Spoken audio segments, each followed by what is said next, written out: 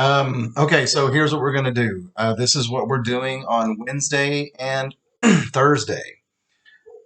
I'm going to analyze a poem using a very quick TP cast. We have TP casted enough, so you should be able to TP cast quickly. And after I TP cast it, I am going to answer this prompt right here by writing a single paragraph. So I'm going to show you exactly how I am going to do this. I'm going to basically take the very same technique that we did for writing a literary analysis from literature. I'm going to take the prompt, find all of the important words in the prompt, identify those words, make a thesis statement, and then I'm going to write my paragraph. Here is the poem that we are going to use. It's called First They Came by Martin Niemöller. And here is what it reads. First, they came for the socialists, and I did not speak out because I was not a socialist. Then they came for the trade unionists, and I did not speak out because I was not a trade unionist. Then they came for the Jews, and I did not speak out because I was not a Jew. Then they came for me, and there was no one left to speak for me. I think that we can pretty much figure out that this is a poem about being a coward, not standing up for others, and the consequences or the repercussions of allowing evil to take place. Because if we allow evil to take place and it gets rid of everybody when they decide to come for you, well, you allowed everybody to be taken away. And now there's nobody on your side. So let's take a look at the prompt because this is the prompt that you're going to be writing about. How do the poetic conventions used by the poet impact the meaning of the poem? So first and foremost, let's look at this. How do the poetic conventions, okay, we're going to have to identify that, so I'm going to highlight that. Used by the poet, we're going to highlight that. Impact, we got to find out what they mean by the word impact, so let's highlight impact. The meaning of the poem, what is the meaning? And of course, what is the poem? So I'm going to go ahead and answer all of these things down here. So let's go ahead and this is what you would write. Okay, so what are poetic conventions?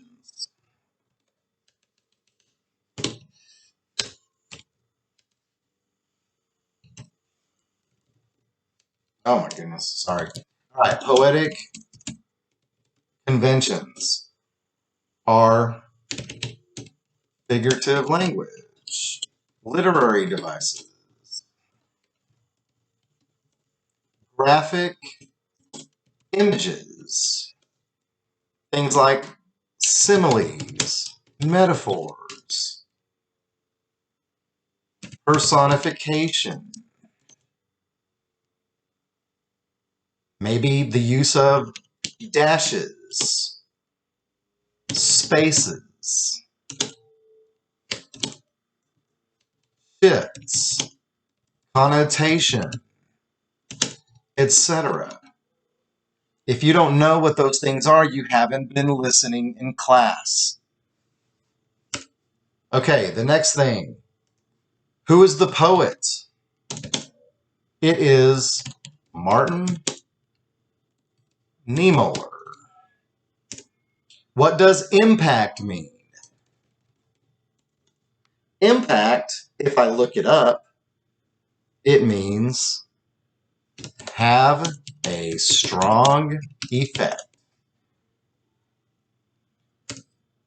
What is the meaning of this poem? It's about cowardice, not standing up for others, and the repercussions. And for those of you who don't know what repercussions means, it means the unintended consequences. The repercussions of allowing evil to take. And what is the poem? It's called First They Came. It's got an ellipses, and then we put the quotation marks around it because when we punctuate a poem, we punctuate it with quotation marks. Okay, so now I'm going to put together a thesis statement. In the poem, First They Came,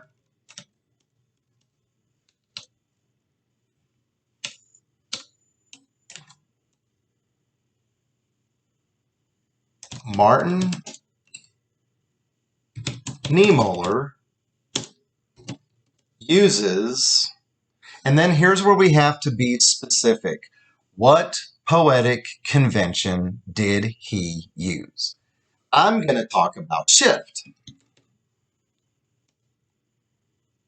in order to strongly affect the idea that there are repercussions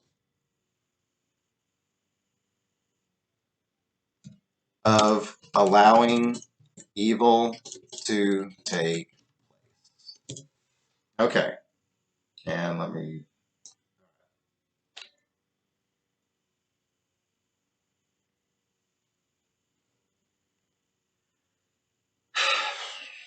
Okay, so there is the thesis statement. That is what I'm going to write about, okay? In the poem, First They Came, Martin Niemöller uses shift in order to strongly affect the idea that there are repercussions of allowing evil to take place. Okay, so I have my thesis statement. Yay!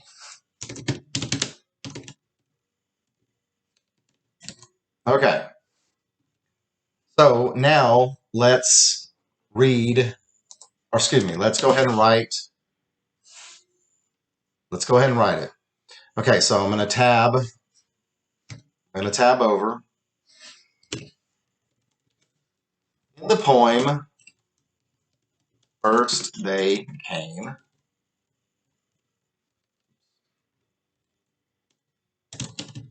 Martin Niemöller, or is it IE? Yeah, it is IE. Okay. Big mistake.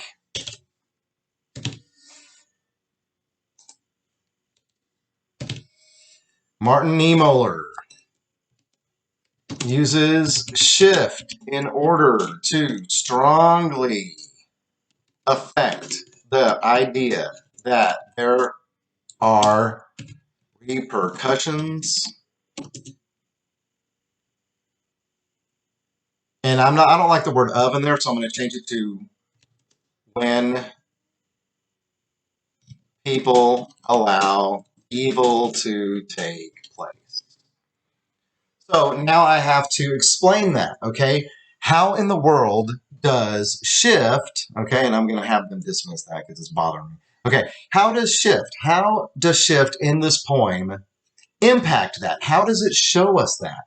Well, we got to find out where the shift is, okay?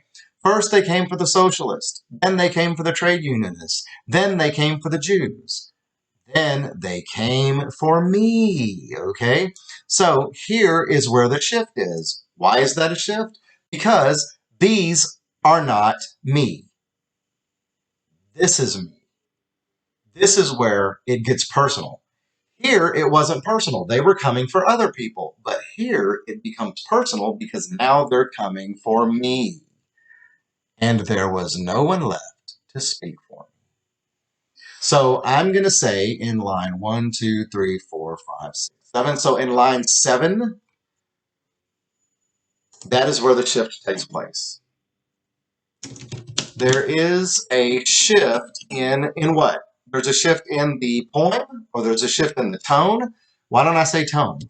There's a shift in the tone of the poem in line 7, where it reads, and then you got to put some textual evidence in there. Then they came for me. The reason this is a shift is because the whole poem is not personal because, and I'll put they came for others. However, in line 7, they are coming for me. Now that it affects me, it is personal, and the reader can realize how, since they didn't stand up to evil, there was no one left to help. That is the paragraph. Now, if I wanted to, I could expand on it a little more. There's nothing wrong with expanding more, but I would say that this is decent. This is enough. If you want to expand more, by all means, go at it.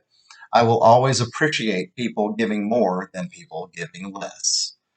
So here's what you are going to do tomorrow. You're going to write down every part of this.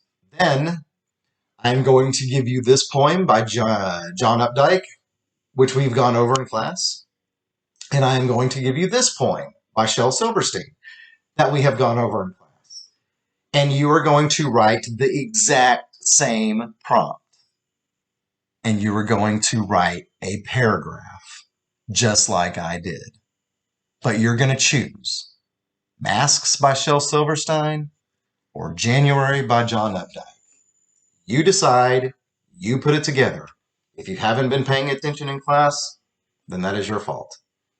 But if you have been paying attention in class, this should be a no-brainer. So good luck to you. This is what you are going to be doing on the 28th and the 29th of this week. This is a test grade. Lots of luck.